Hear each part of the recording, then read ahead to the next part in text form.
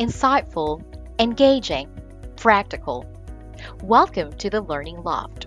Here are the 5 mistakes new ESL teachers make and how to avoid them.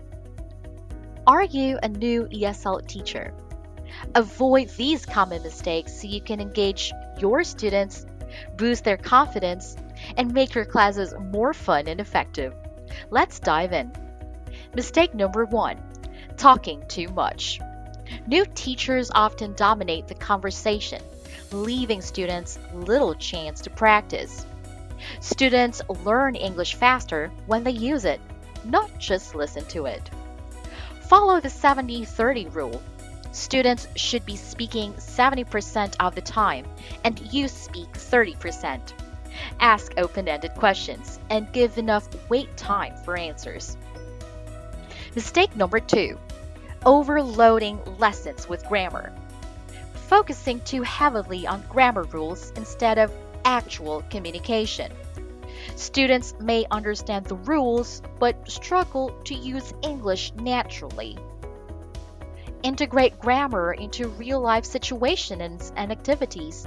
For example, instead of just teaching past tense, have students share what they did last weekend. Mistake number 3, not adapting to student levels.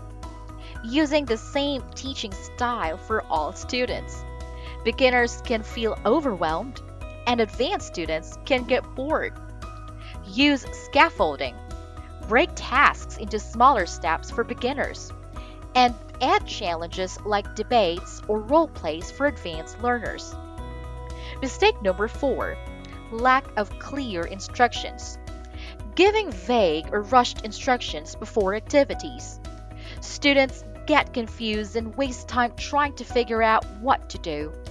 Use the ICQ method, instruction, checking, questions.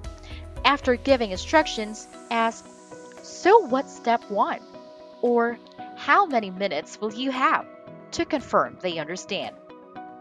Mistake number 5, ignoring student interests. Using topics or examples that don't connect with students' lives. They lose motivation and participation drops. Incorporate student interests into lessons. If they like music, use song lyrics. If they like sports, use sport articles or discussions. Teaching ESL is a journey. You'll keep improving with every lesson. Avoid these mistakes, and you'll not only teach English, but also inspire students to love learning. Which of these mistakes have you seen before? Comment below.